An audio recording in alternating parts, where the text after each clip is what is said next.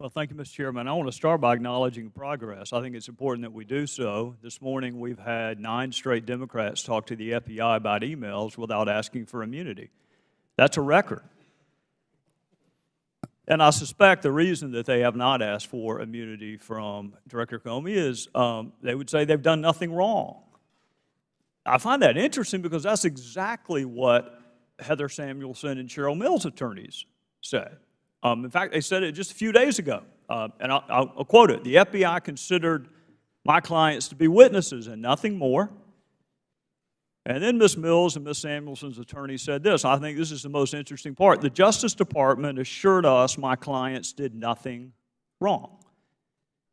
Well, Mr. Chairman, if you're assuring subjects or targets or what witnesses, whatever you want to call them, that they've done nothing wrong, it does beg the question, what are you seeking and receiving immunity from? I mean, if you've done nothing wrong, laptops don't go to the Bureau of Prisons, Mr. Chairman. People do.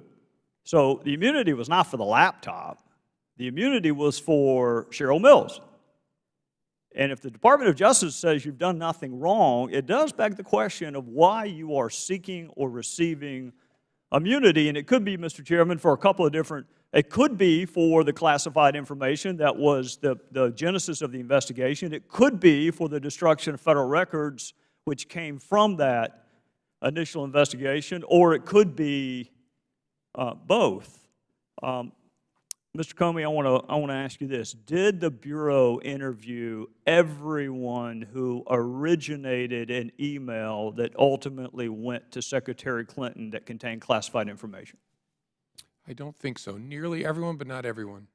Well, you and I had a discussion the last time about intent. You and I see the statute differently. My opinion doesn't matter. Yours does. You're the head of the Bureau. But in my judgment, you read an element into the statute that does not appear on the face of the statute. And then we had a discussion about intent. So why would you not interview the originator of the email to, number one, determine whether or not that originator had a conversation with the secretary herself? There were a handful of people who the team decided it wasn't a smart use of resources to track down. One was a civilian in Japan, as I recall, who had forwarded something that somehow got classified as it went up, and the other were a group of low-level State Department people deployed around the world who had written things that ended up being classified. Nearly everyone was interviewed, but there was a small group that the team decided it isn't worth the resources. Well, to that extent, if you interviewed the overwhelming majority of the originators of the email, will you make those 302s available to Congress? Because I counted this morning 30-something 302s that we do not have. Okay. I'll go back and check. My goal is maximum transparency, consistent with our obligations under the law. I'll check on that. Well, and I appreciate it for this reason. Intent is awfully hard to prove. Very rarely do defendants announce ahead of time, I intend to commit this crime on this date. Go ahead and check the code section. I'm going to do it. That rarely happens. So you have to prove it by circumstantial evidence. Such as whether or not the person intended to set up an email system outside the State Department, such as whether or not the person knew or should have known that his or her job involved handling classified information, whether or not the person was truthful about the use of multiple devices, whether or not the person knew that a frequent emailer to her had been hacked, and whether she took any remedial steps after being put on notice that your email or someone who's been emailing with you prolifically had been hacked. And whether or not, and I think you would agree with this, Director, false exculpatory statements are gold in a courtroom. I would rather have a false exculpatory statement than a confession. I would rather have someone lie about something and it be provable that that is a lie, such as that I neither sent nor received classified information, such as that I turned over all of my work-related emails. All of that, to me, goes to the issue of intent. So I got 2 more questions, then I'm going to be out of time. For those who may have to prosecute these cases in the future, what would she have had to do to warrant your recommendation of a prosecution?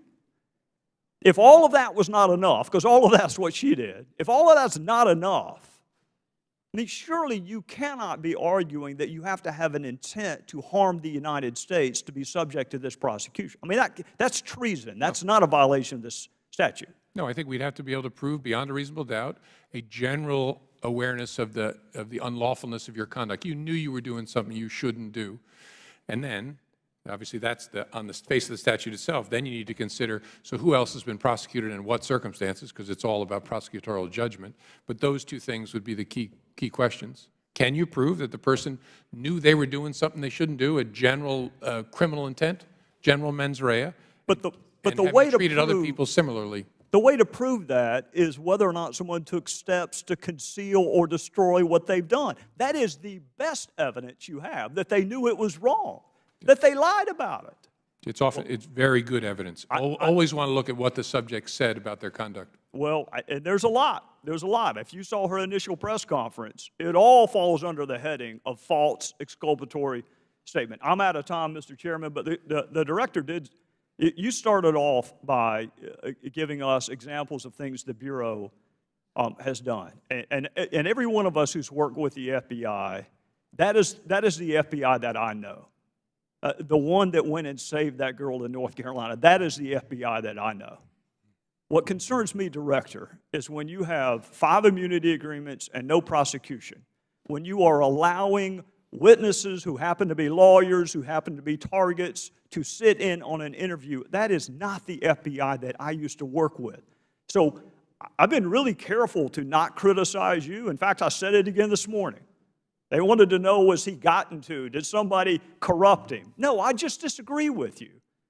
But it's really important to me that the FBI be respected. And you got to help us understand, because it looks to me like some things were done differently that I don't recall being done back when I used to work with them. And with that, I would yield back to the chairman.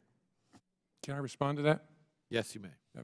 I hope someday when the political craziness is over, you will look back again on this, because this is the FBI you know and love.